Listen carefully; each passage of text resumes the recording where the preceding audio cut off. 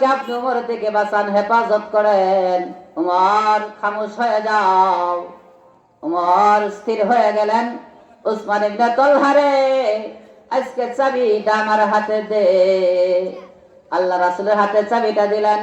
আল্লাহ রাসূল চাবি নিয়ে লড়াচড়া করতেছে আর বলতেছে, উসমান ইবনে তালহা, তোরা আমি বলছিলাম আমার হাতে চাবি আসবে।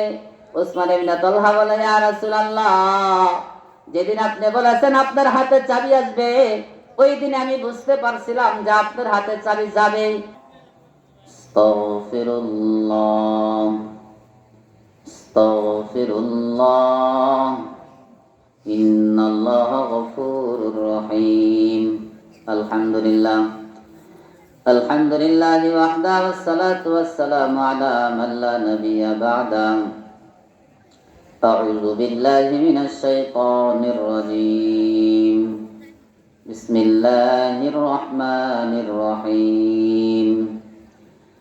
والذين هم لأماناتهم وعهدهم راعون والذين هم على صلواتهم يحافظون أولئك هم الوارثون الذين يرثون الفردوس هم فيها خالدون. وقال رسول الله صلى الله عليه وسلم لا يؤمن أحدكم حتى يكون هواه تبعا لما جئت به. সকলে জবান খুলে মুহাব্বতে দুরূদ ইব্রাহিম বলেন, আল্লাহুম্মা সাল্লি আলা মুহাম্মাদ ওয়া আলা আলি মুহাম্মাদ কামা সাল্লাইতা আলা ইব্রাহিম ওয়া আলা আলি ইব্রাহিম ইন্নাকা হামিদুম মাজিদ। আল্লাহুম্মা বারিক আলা মুহাম্মাদ ওয়া আলা আলি মুহাম্মাদ কামা বারাকতা আলা ইব্রাহিম ওয়া আলা আলি ইব্রাহিম ইন্নাকা হামিদুম মাজিদ। সকলে জবান করে বলেন না, দুরূদ পড়েন না। আল্লাহুম্মা সাল্লি আলা মুহাম্মাদিন আবদিকা ওয়া রাসূলিক ওয়া সাল্লি আলাল মুমিনিনা ওয়াল মুমিনাত ওয়াল মুসলিমিনা ওয়াল মুসলিমাত। তো জবান করে জিকির করে নিয়ে লা ইলাহা ইল্লাল্লাহ। সবাই জবান করে, সবাই যারা আছে, লা ইলাহা ইল্লাল্লাহ, লা ইলাহা ইল্লাল্লাহ, লা ইলাহা ইল্লাল্লাহু মুহাম্মাদুর রাসূলুল্লাহ সাল্লাল্লাহু আলাইহি ওয়াসাল্লাম। মুহতারাম ভাই ও দোস্ত বুজুর্গ, আমরা যারা এই জান্নাতের বাগানে আসলাম, বসলাম, আমরা খুশি না বেজার? আওয়াজ করে বলেন, খুশি না বেজার? খুশি হয়ে থাকলে মাওলার শিখানো ভাষা শুকরিয়ার কালিমা জবান খুলে কেউ বাদ থাকবো না, উচ্চ আওয়াজে বলে নি আলহামদুলিল্লাহ, সুবহানাল্লাহ, লা ইলাহা ইল্লাল্লাহ, আল্লাহু আকবার। ভাই ও দোস্ত বুজুর্গ, আমি কথা বলা শুরু করার আগে আপনারা যেহেতু আমার এলাকারই মানুষ, একটু কষ্ট দিব, মনে কিছু নিয়েন না। এই সামনে যে ফাঁকা জায়গাগুলো আছে এগুলা বন্ধ করে না বলে ওয়াজ মাহফিল সুন্দর হয় না। একটু পিছনে যারা আছেন একটু কষ্ট করে হরকত করে আগান। ভাই ভাই ভাই, চাচা মামা যারা আছেন, ভাই আছেন, একটু আগান, একটু হরকত করেন ভাই। ভাই এই খালি হাইশন একটু আগাও, এই আগাও আগাও আগাও আগাও আগাও, একটু আগাও, একটু কষ্ট করে আগায়, একটু কষ্ট করে আগায় বলে ভাই হরকত করলে আল্লাহ বরকত দেবে ইনশাআল্লাহ, সব হইব। এই যে একটু আগায়। হ্যাঁ ভাই, আমি কিন্তু সবারই নাম জানি, নাম ধরে ডাক দিলে কিন্তু লজ্জা পাইল। আগে একটু আগায় বইন, একটু এদিকে যারা আছেন একটু আগান, একটু এই ফাঁকা জায়গাটা কি গুনাহ করছে নাকি? ফাঁকা জায়গাটা আপনারা বলতেছেন না? এই তো এই তো সবাই হরকত করতেছে। কেউ রাগ করে না যায়, আবার না যায়, একটু বসি বসি, এই যে রাগ করে না যায়, বসি। আলহামদুলিল্লাহ। আচ্ছা কোন তো এখন একটু আগে থেকে সুন্দর হয়েছে না মজলিসটা? সভাপতি সাহেব সুন্দর হয়েছে না? সুন্দর হয়েছে, আলহামদুলিল্লাহ। তাহলে যে আমরা বসলাম, আমরা যারা বক্তৃতা করতেছি, আমরা যারা শুনতেছি, আমরা কি এটা আল্লাহ তাআলার নিয়ামত না? নিয়ামত কিনা? এই জন্য নিয়ামতের শুকরিয়া আদায় করেন আলহামদুলিল্লাহ। আপনারা তো সকলে খাই আসছেন, খাওয়া দাওয়া করে আসছেন নাকি কোন? তাহলে উচ্চ সুরে আল্লাহর নামটা ডাকা যাবে ইনশাআল্লাহ। আল্লাহ আল্লাহর একটা ডাক দেন, আল্লাহ নারায়ে তাকবীর। আলহামদুলিল্লাহ। মুহতারাম ভাই ও দোস্ত বুজুর্গ, আলোচনায় ঢুকতেছি। আমি সূরাতুল মুমিনুনের কয়েকটা আয়াত তেলাওয়াত করছি। তার মধ্যে একখান আয়াত নিয়ে যদি আল্লাহ তৌফিক দেয় আপনারা দোয়া করেন, কিছু আলোচনা করবো ইনশাআল্লাহ। এই আয়াতের ভিতরে আল্লাহ তাআলা দুইটা আলোচনা আনছেন। আলোচনাটা হইল ওয়াল্লাযীনা হুম লিআমানাতিহিম ওয়া আহদিহিম রাউন।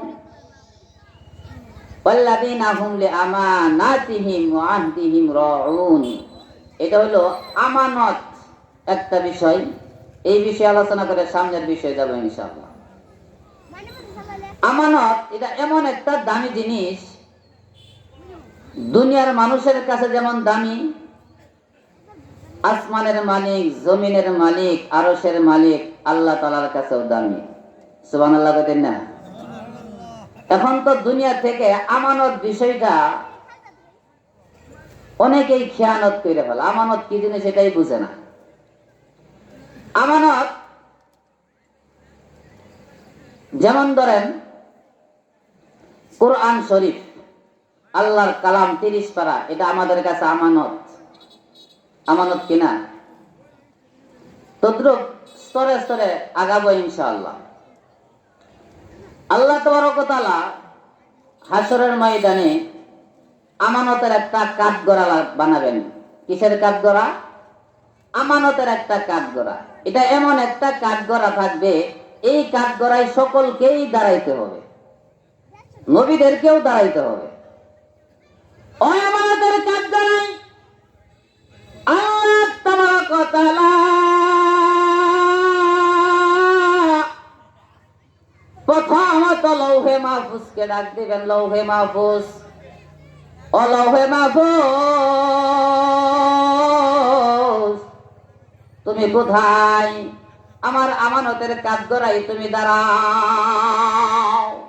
আজকে তুমি আসামি, তুমি আমার আমানতের কাঠগড়ায় দাঁড়াও। তো আল্লাহ আমি কেড়ে দাঁড়াবো?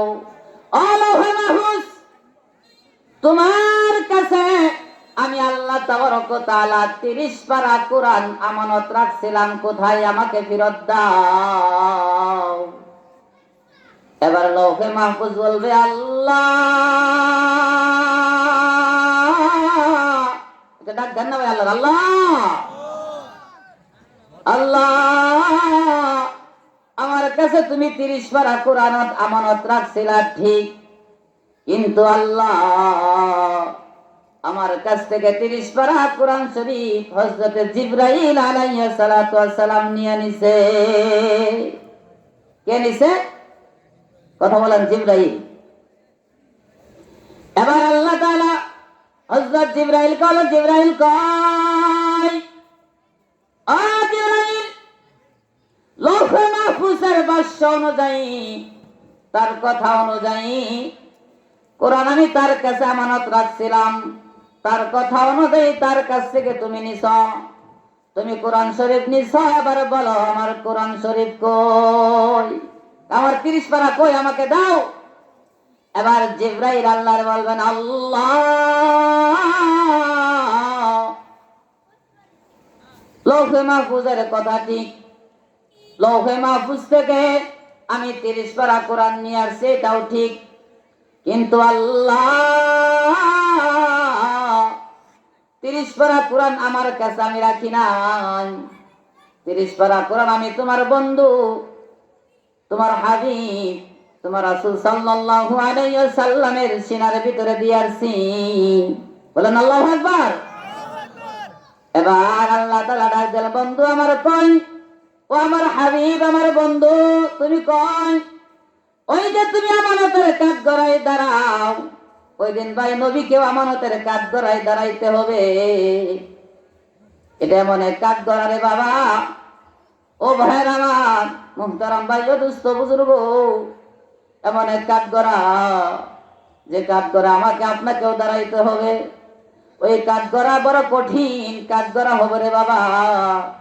দুনিয়ার কাঠগড়ায় দাঁড়াইলা, উকিল সুপারিশ করলো, বাইসে গেলা, 2 দিনের জেল হলো, 10 দিনের 10 বছরের জেল বাইসে গেলা। ওই দিনের যে কাঠগড়া হবে রে বাবা, বড় কঠিন কাঠগড়া হবে। নবীরে আমার কাঠগড়ায় আল্লাহ দাঁড়া করাইয়া দিব।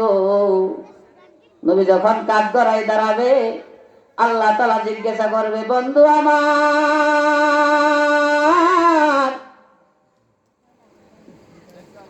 জিবরাইলের ভাষ্য অনুযায়ী তোমার কাছে কোরআন শরীফ আমানত।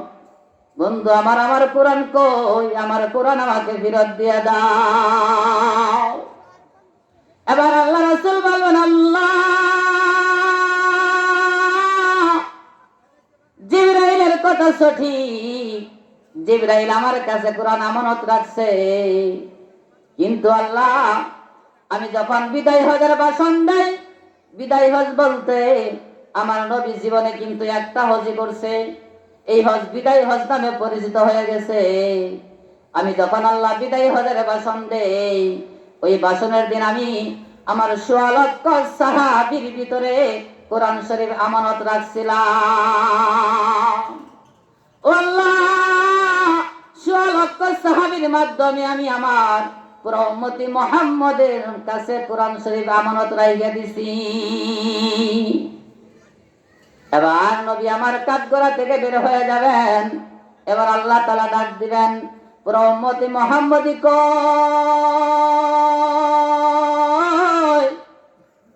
সবাই আসো, কাঠগড়ায় দাঁড়াও।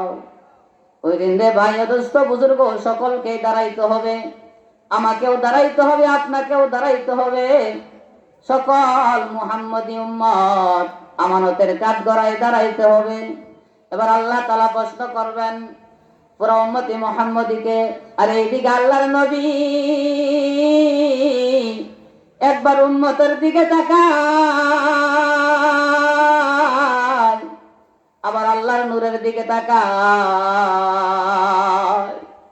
আল্লাহর দিকে তাকায়, আবার উম্মতের দিকে তাকায়, আর নবী বলতে থাকে, আল্লাহ, আমার উম্মতকে তুমি প্রশ্ন করিও না, আমার উম্মতকে আমানত সম্পর্কে জিজ্ঞাসা করিও না রে আল্লাহ। আল্লাহু আকবার বলেন। নবী আমার উম্মতের কান্ডারি আল্লাহর দিকে তাকায় থাকবেন আর বলবেন, আল্লাহ, আমার উম্মতকে আমানত সম্পর্কে জিজ্ঞাসা করিও না রে মালিক। আমার উম্মতকে যদি জিজ্ঞাসা করো, আমানতের কাঠগড়া থেকে আমার উম্মত বের হইতে পারবে না, জাহান্নামের মেহমান হয়ে যাবে। আল্লাহ, তুমি বরং আমার উম্মতকে জিজ্ঞাসা না করিয়া তোমার কালাম 30 পারা কোরআনকে জিজ্ঞাসা করো। এবার আল্লাহ তাআলা কোরআন শরীফকে ডাক দিলেন, ও আমার 30 পারা কোরআন, এবার বলো, তুমি যে উম্মতি মুহাম্মদের কাছে আমানত, কেমন আমানত বলো, বলো বলো, কার কার কাছে তুমি আমানত ছিলা বলো। ভাইয়ের আমার, যারা কোরআন শরীফ হেফাজত করে, যারা কোরআন শরীফ পড়ে, যারা কোরআন ওয়ালাদেরকে মহাব্বত করে, কোরআন শরীফের সাথে মহাব্বত লাগাইছে, কোরআনকে যারা ভালোবাসে, কোরআন ওয়ালাদেরকে যারা ভালোবাসে, আলেমদেরকে যারা ভালোবাসে, দিল থেকে মহাব্বত করে শুধু আল্লাহর জন্য, ওই দিন কোরআন শরীফ সুপারিশ করিয়া করিয়া সকলকে আমানতের কাঠগড়াই থেকে বের করিয়া জান্নাতে পৌঁছাইয়া দিব। আর যারা নাফরমান, কোরআনের সাথে কোনো সম্পর্ক নাই, কোরআনের সাথে কোনো ভালোবাসা নাই, যারা কোরআন ওয়ালা এদের সাথে সম্পর্ক নাই, আলেমদের সাথে সম্পর্ক নাই, আলেমদের দোষ খুঁজে, আলেমদের সাথে বিদ্বেষী করে, আলেমদের সাথে দুশ্মনী করে, ওই দিন বাবা তুমি ধরা খেয়ে যাইবা। এই জন্য মুহতারাম ভাই ও দুস্থ বুজুর্গ, আমানতের কাঠগড়া থেকে বের হইতে হইলে কোরআনকে মহাব্বত করতে হবে কিনা? জবান খুলে বলেন, কোরআনকে মহাব্বত করতে হবে কিনা? কোরআন ওয়ালাদেরকে মহাব্বত করতে হবে কিনা? আলেমদেরকে মহাব্বত করতে হবে কিনা? যদি ওই দিন আলেমদেরকে মহাব্বত না করো, কোরআনকে মহাব্বত না করো, তাহলে আমানতের কাঠ গড়াই থেকে কিন্তু বের হইতে পারবা না। মুহতারাম ভাই ও দুস্থ বুজুর্গ, কোরআনের সাথে মায়া লাগাও, কোরআনের সাথে সম্পর্ক লাগাও, কোরআন ওয়ালাদের সাথে সম্পর্ক লাগাও, আলেমদের সাথে সম্পর্ক লাগাও, ওই দিন তুমি বাঁচিয়া যাইবা। কোরআন এমন একটা জিনিস রে বাবা, ওই যে ইমাম আসেম রহমতুল্লাহি আলাইহি যখন কোন বক্তৃতা করতেন, কথা বলতেন, জবান থেকে গ্রান বার হইতো। আর ওনার খাদেম জায়গায়, হযরত আপনি কি আতর ব্যবহার করেন? আপনার শরীর থেকে, জবান থেকে এত গ্রান বের হয়। হুজুর কো আমি কোনো আতর তো ব্যবহার করি না। এবার খাদেম 1 মাস পরে বলে, হযরত আমি বুঝতে পারছি আপনার শরীর থেকে কেন গ্রান বার হয়। তো কি বুঝছো বলো? আমি 1 মাস যাবত আপনার সাথে আছি, আমি একদিনও দেখি নাই আপনার তাহাজ্জুদ মিস হইছে। আমার মনে হয় এই জন্য আপনার জবান থেকে গ্রান বার হয়। হুজুর কো হয় নাই, হয় নাই, হয় নাই, হয় নাই। তাহলে হুজুর আপনার জবান থেকে গ্রানটা বার হয় কেন? হুজুর বলতেছে, দেখো আমি যখন ঘুমাইতে যাই, যখন আমি ঘুমের নিয়ত করতে যাই, বিছানায় যাই, বিছানায় যাওয়ার আগে আমি আল্লাহর কালাম 30 পারা থেকে 3 পারা পরে প্রত্যেক দিন তারপরে শুইতে যাই। সুবহানাল্লাহ কইতেন না? আপনারা মনে করুন 30 পারার মধ্যে 3 পারা করে দৈনিক কেরাত তেলাওয়াত করুন রাত্রের বেলা। আছেন কেউ? তাহলে তো সুবহানাল্লাহ বলা দরকার। দৈনিক 3 পারা তেলাওয়াত করে শোয়ার আগে জোরে সে বলেন সুবহানাল্লাহ। ও ভাইরা, ইমাম হাসান রাহমাতুল্লাহি আলাইহি বলেন, এইভাবে পড়তে পড়তে আমার কোরআন খতম হয়ে যায়। আবার আমি আউযুবিল্লাহ বিসমিল্লাহ বলে শুরু করিয়া দেই। বিসমিল্লাহির রহমানির রহিম, আলিফ লাম মিম। বলেন আলিফ লাম মিম এখানে কয়টা হরফ? কয়টা হরফ? 3টা হরফ। এই যে 3টা হরফ তেলাওয়াত করলাম, শুনলাম, 30টা নাকি সবাই পেয়ে গেলাম। জবান করে বলেন আলিফ লাম মিম। ও ভাইরা আমার, আমি আমার কোরআন শরীফ তেলাওয়াত করা শুরু করে দিলাম। শুরু করার পর আমি ঘুমাইয়া গেলাম। ঘুমের ভিতরে রাসূল সাল্লাল্লাহু আলাইহি ওয়াসাল্লাম আমার স্বপ্নের ভিতরে সাক্ষাৎ দিয়ে দিল। সুবহানাল্লাহ। এবার রাসূল সাল্লাল্লাহু আলাইহি ওয়াসাল্লাম আমার ঘুমের ভিতরে যখন সাক্ষাৎ, স্বপ্নের ভিতরে সাক্ষাৎ, আমার বলে, ইমাম আসেম রে তুমি হা করো, হা করো। আমি হা করলাম, আর আল্লাহ রাসূল জিহ্বা থেকে একটু থুতু মুবারক আমার জিহ্বায় লাগাইয়া দিল। ওই দিন থেকে আমি যা বলি, আমি কথা বলি, আমার জবান থেকে গ্রান বের হয়। ও ভাইরা আমার, কোরআন শরীফ তেলাওয়াত করলে লাভ না লস? লাভ না লস? কোরআনের সাথে মহব্বত লাগাইবেননি? লাগাবেননি মহব্বত? কোরআনকে ভালোবাসতে হবে। অনেক ঘটনা আছে, ঘটনা বলার সময় নাই, যে কোরআন তেলাওয়াত করতেও জানে না, কিন্তু কোরআনকে ভালোবাসে, কোরআনের পাতা উল্টাইছে আর চোখের পানি ফলাইছে, আল্লাহ তাআলা তারা মাফ করে জান্নাতে দিয়ে দিছে। পড়তে পারে না কিন্তু মহব্বত লাগাইছে। আল্লাহ এটা তোমার কালাম, কিন্তু আমি পড়তে জানি না, পড়তে শিখি নাই, কিন্তু আমি বড় মহব্বত করি। আল্লাহ এরা যারা হেফাজত করে তাদেরকেও মহব্বত করি, আলেমদেরকেও মহব্বত লাগাইছে, কোরআনের সাথে মহব্বত লাগাইছে, আল্লাহ তাআলা জিন্দেগি গুনাহ মাফ করে জান্নাত দিয়ে দিছে। তাহলে একটা জিনিস আমরা পাইলাম, কোরআন হইলো আমাদের কাছে আমানত। এবার কোরআন আরেকটা জিনিস আগে, রাসূল সাল্লাল্লাহু আলাইহি ওয়াসাল্লাম যখন হিজরতে যাবেন, হিজরত করবেন, হিজরতের আগ মুহূর্তে আল্লাহ রাসূল কাবা শরীফের চাবিটা চাইতে গেলেন উসমান ইবনে তালহার কাছে। যা বলল, উসমান ইবনে তালহা রে, কাবার চাবিটা একটু দে, আমি মক্কা ছেড়ে হিজরত করে মদিনায় চলে যাব। আমি 2টা রাকাত নামাজ মক্কার ভিতরে পড়ে যাই, আমার চাবিটা দে। আচ্ছা কোন তো, নবীর সাথে যদি কেউ বিয়াদবি করে তার ঈমান থাকে? নবীর সাথে দুশমনি করলে ঈমান থাকে? কিন্তু দেখেন আমানত ঠিক রাখতে যায় আর নবীরে কষ্ট দিছে, আল্লাহ তাআলা তারে মাফ করে দিছে। উসমান ইবনে তালহা, এবার উসমান ইবনে তালহা আল্লাহ রাসূল চাবি চাইলেন। উসমান ইবনে তালহা একজন সাহাবী, নবীকে চাবি দিলেন না, চাবিটা নিয়ে হেঁটে হেঁটে চলে যাচ্ছে। আল্লাহ রাসূল ডাকলেন, উসমান ইবনে তালহা রে, আজকে চাবি চাইলাম, তুই আমার চাবি দিলি না। কিন্তু ওই দিন বেশি দূরে না, যেদিন চাবিটা আমার হাতে আসবে। হিজরতের কথা বলা উদ্দেশ্য না, হিজরতের কথা বললে ঘন্টার ঘন্টা বলা যাবে। এবার আল্লাহ রাসূল মক্কা বিজয় করলেন। জয় করার পর এবার আল্লাহ রাসূল উসমান ইবনে তালহারে খুঁজে, কারে খুঁজে? কথা শুনেন, কারে খুঁজতেছে? উসমান ইবনে তালহারে কেরে খুঁজে? কেরে খুঁজতেছে? চাবির জন্য। কিসের জন্য? চাবির জন্য। ও উসমান ইবনে তালহা, আজকে আমার হাতে চাবি দে। আজকে খালি না কইরা দেখ, মক্কা আমার হাতে, মদিনাও আমার হাতে। এই যে ওমর রাদিয়াল্লাহু তাআলা আনহু হাত গুছাইতেছে, আজকে খালি বড় না কইরা দেখ, আজকে খালি না কইরা দেখ। তোর 12টা বাজে এখন। এবার উসমান ইবনে তালহা বলেন, ইয়া রাসূলুল্লাহ, আমাকে আপনি ওমর থেকে বাঁচান, হেফাজত করেন। ওমর খামোশ হয়ে যাও। ওমর স্থির হয়ে গেলেন।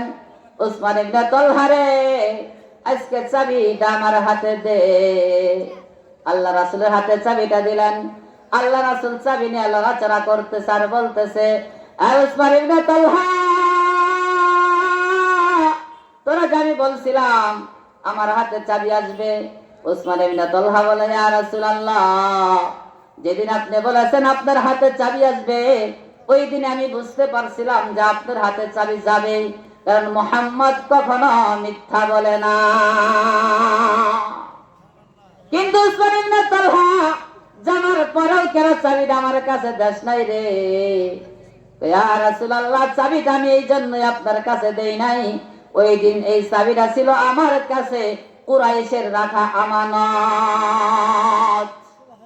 আমি আমানত খেয়ানত করি নাই, এই জন্য আমি কি করছি, আপনার হাতে চাবি দেই নাই। কিন্তু আমার বিশ্বাস হয়েছিল, যেদিন আপনি বলছেন যে আমার হাতে চাবি আসবে, আমি বিশ্বাস করে ফেলেছিলাম 100% যে এই চাবি আপনার হাতে চলে আসবে। এবার উসমান ইবনে তালহা চাবিটা আল্লাহ রাসূলের হাতে দিয়ে দিলেন। আল্লাহ রাসূল চাবি হাতে নিয়ে লড়াচড়া করায়, আর সামনে আবু বকর বসা, সামনে ওমর বসা, সামনে আলী বসা, সামনে উসমান রাদিয়াল্লাহু তাআলা আনহু বসা। উমরকে বলো, উমর, এই চাবি সম্পর্কে তোমার ভাষণটা কি, অভিমত কি? উমর রাদিয়াল্লাহু তাআলা আনহু বলে, ইয়া রাসূলুল্লাহ, এই চাবিটা আমি পাওয়ার যোগ্য, এই চাবিটা আপনি আমাকেই দিবেন। তো তোমাকে কেড়ে দিব? ইয়া রাসূলুল্লাহ, আমি আর ছিলাম আপনার কল্লা নেওয়ার জন্য, মাথা নেওয়ার জন্য, কিন্তু আমি আপনার মাথা নেই নাই না, আমি ইসলাম ধর্ম গ্রহণ করে মুসলমান হয়ে গেছি। আমি মুসলমান হইলে লাভটা হয়েছে কি, এর আগে আপনারা গোপনে আযান দিতেন, গোপনে নামাজ পড়তেন, কিন্তু যেদিন থেকে ওমর মুসলমান হয়ে গেছে, এই দিন থেকে আর গোপনে নাই, এই দিন থেকে প্রকাশ্যে শুরু হয়ে গেছে। এই জন্য এই চাবিটা আমি পাই। ওমর তুমি বসো, আমি তোমার অভিমত কি? ইয়া রাসূলুল্লাহ, চাবিটা আমি পাই। তো জান্নাতের যুবকদের সর্দারের বাবা আমি, তো মহিলাদের সর্দারনি ফাতেমার স্বামী আমি, এই জন্য চাবিটা আমি পাই। তো আলী বসো। এবার দাঁড়াইছে আবু বকর। আবু বকর, তোমার অভিমত কি? ইয়া রাসূলুল্লাহ, চাবিটা তো আমি পাই। তো কে রে? আপনার বন্ধু আমি। তো সর্বপ্রথম মুসলমান ঈমান এনেছি আমি আপনার হাত ধরে, তো আপনার গুহার সাথী আমি, আপনার হিজরতের সাথী আমি, আপনার বন্ধু আমি। তো চাবিটা আমি পাই। আবু বকর বসো। এবার উসমান বলো, তোমার অভিমত কি? ইয়া রাসূলুল্লাহ, চাবিটা আমি পাই। কারণ আপনি আমার বড় মহব্বত করেন। আপনার একটা মেয়ে মারার পরে আপনি আরেকটা মেয়ে আমার কাছে দিয়ে দিছেন। আপনি যদি আমার মহব্বত না করতেন, ভালো না বাসতেন, তাহলে দ্বিতীয় মেয়েকে আমাকে দিতেন না। চাবিটা আমি পাই। এক একজনের বাস্য অনুযায়ী চাবি চারটা হওয়া দরকার। কি কন? কথা শেষ করে দেবো, লম্বা করতেছি না, হুজুর এসে গেছে। বাস্য অনুযায়ী চাবি ব্যাংকে যদি 4 জন দিয়ে দেয়, তালা খুলবো তো? তালা খুলবো? খুলবে না। এবার রাসূল সাল্লাল্লাহু আলাইহি ওয়াসাল্লাম চাবিটা হাতে নিয়ে আসমানের দিকে তাকাইলেন। আসমানের দিকে তাকাইলেন। আসমানের দিকে তাকানোর মানে কি? আল্লাহর কাছে ফয়সালা চাইতেছেন। আল্লাহ, তুমি ফয়সালা দিয়ে দাও, এই চাবি কার কাছে দিব? এবার জিবরাইল আমিন ওহী নিয়ে আসলেন। আল্লাহ রাসূলকে বললেন, ইয়া রাসূলুল্লাহ, চাবি আপনি নিয়ে বড় পেরেশানিতে আছেন, টেনশনে আছেন।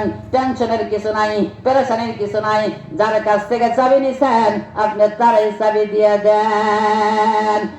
উসমান ইবনে তালহা, যাস না উসমান, এদিকে উসমান, আমার আল্লাহ তাআলার পক্ষ থেকে ফয়সালা হয়ে গেছে, আমি কাবার চাবিটা যেন তোরাই দিয়ে দেই। মুহতারাম ভাই, দোস্ত বুজুর্গ, আমানত বড় মারাত্মক জিনিস। আমানতের খেয়ানত আমরা করব না ইনশাআল্লাহ। কারণ মালের আমানত আছে, কথার আমানত আছে। কেউ যে কোনো কথা বলে, ভাই এই কথাটা তোমার কাছে আমানত, কথার কখনোই খেয়ানত করবেন না, কথার কখনো খেয়ানত করবেন না। কেউ যে আপনার কাছে মাল রাইখে বলে মালটা তোমার কাছে আমানত, তাহলে মালের খেয়ানত করবেন না। আল্লাহ তাবারক ওয়া তাআলা আমাদেরকে আমানত বজায় রাখার তৌফিক দান করুন।